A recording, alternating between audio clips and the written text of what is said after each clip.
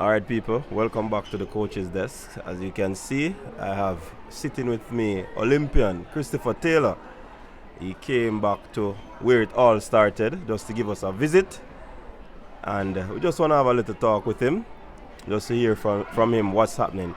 But firstly, Christopher Taylor, what's it like being back at Yorton Primary where it all started with you? Well, I mean, it's a good feeling to be back where everything had started. For sure, it brings back a lot of good memories, a lot of bad memories, but I'm just happy for the process that I went through at Earton Primary because it had taught me a lot of stuff. So to be back here is an amazing feeling. All right, awesome. And you really had a trying time after leaving high school with injuries and such like. It seems as if you have overcame those stuff and you went to the Tokyo Olympic. I want you to tell us that experience of running at your first Olympic.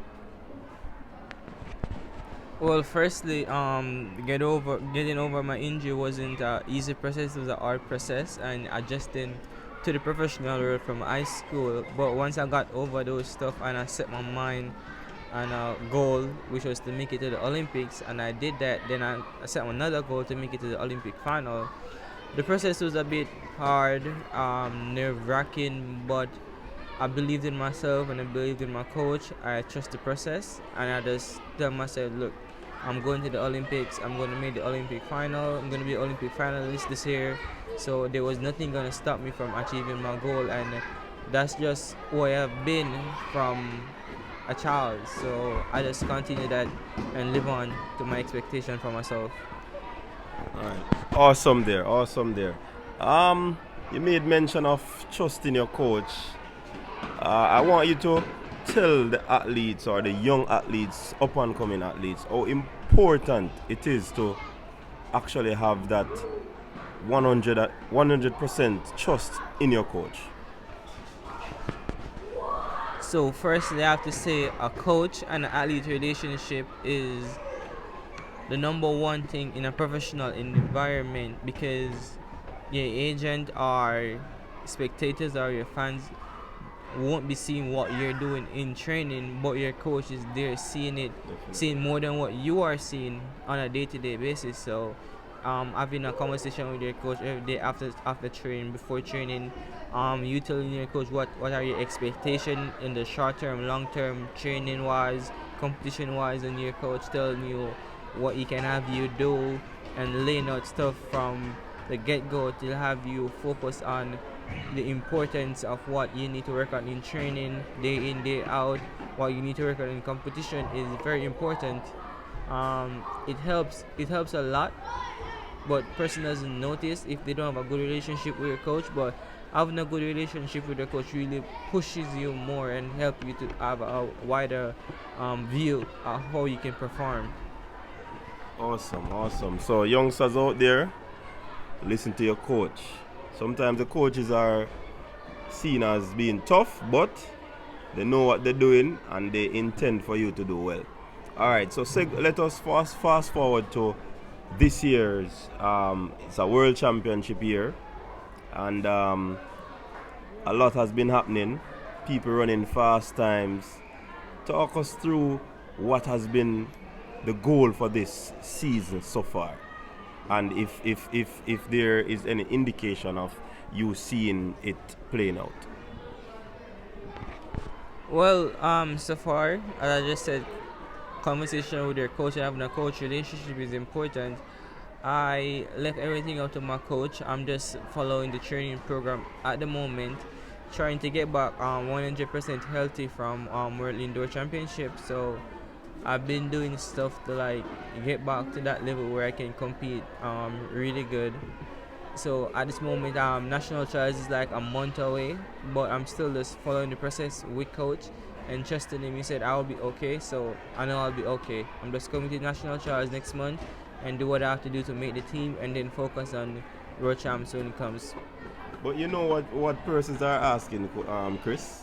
The $1 million question, and many persons are making suggestions. But I know the answer to it. But I want you to tell the people. They're asking, since that 10-1-7 this season, you're looking ominous according to them. You're looking good to, in my view as well. Many are saying that, is it a situation where you're going to be doing the 100 and the 200, or you're going to be sticking to the 400 meters?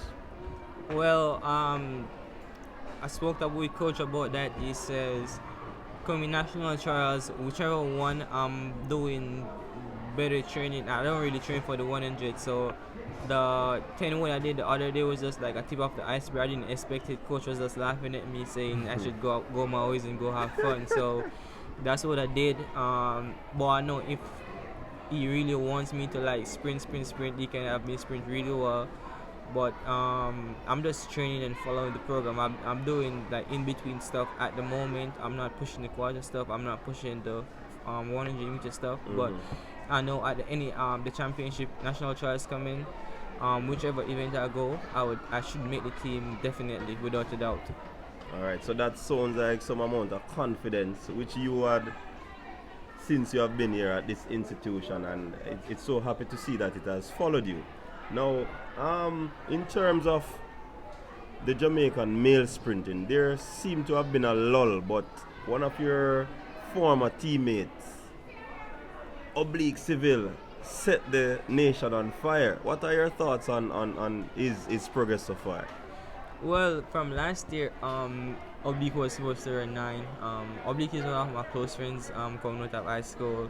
We trained together. I know what he's capable of. Like, I always tell him that he's going to be one of the best in the island at 100, because I remember this particular training session when we were at Calabar.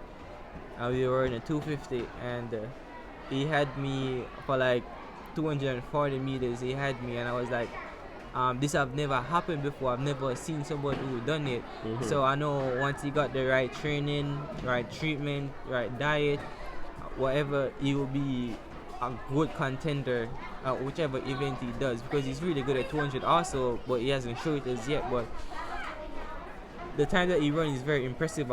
When he ran the 10-0-0, and we were talking the same night, he called me and said, I ran a PB. I'm like, yeah, so, but you could have did better. Just stop leaning to the line too early and start getting tight. Just be more relaxed and composed, and you will flow through. And he came out and he did a big, that's a massive PB. You know, he literally jumped 9.9 and straight to 9.8. So that's a huge PB. So I'm looking forward to him to do great things this year and in the future. He's a really hardworking person like me, and he believes in his coach and whatever he's doing, and that's important. So I just want him to keep healthy and shock the world again. Right. Now, you have a few Jamaicans in a camp. What it is like training with those Jamaicans as well as Andre DeGrasse, the Canadian? Well, it's a pretty good feeling training with different persons from all over the world. You get a mix of everything each day. The Jamaicans in my camp, like the ones who are come and go, like have me looked at things different, but there are some that are in the camp, like for example Brittany Anderson, really hard-working persons. Like she worked non-stop hard, just like I work non-stop hard. Then you have persons who come and just be laid back and not push because they want greatness, and then expect greatness to come to them. But like Brittany and the other Jamaicans in the camp, they are coming together, and you can see with Brittany's performance the last few weeks is showing at the moment. So she is up to do big things also. Yeah, man, great. And finally, Chris, is there anybody you'd like to shout out or any advice? Well, you'd have basically advised some of the young athletes, but basically this is your moment. Just take charge of the final moments of this interview. Well, the final moment, what I would like to say for the athletes, the young athletes coming up, the older athletes than I, just keep the focus, keep training hard, never lose vision of what you want in life or what you want to achieve in life. Just keep on aiming for that, and no matter what, never give up and stay healthy. Alright, good. So people, thanks to Christopher Taylor for passing through. Definitely appreciate him taking the time out to have a visit where it all started, Yorton Primary School. So Christopher Taylor, we wish you all the best going forward in this World Championship year. Of course, you know that we'll be rooting for you, we'll be supporting you to the line. You know what I mean? So enjoy the rest of your day and continue to stay safe. Thank you. People, thanks very much for tuning in. Until next time, stay safe. Peace out.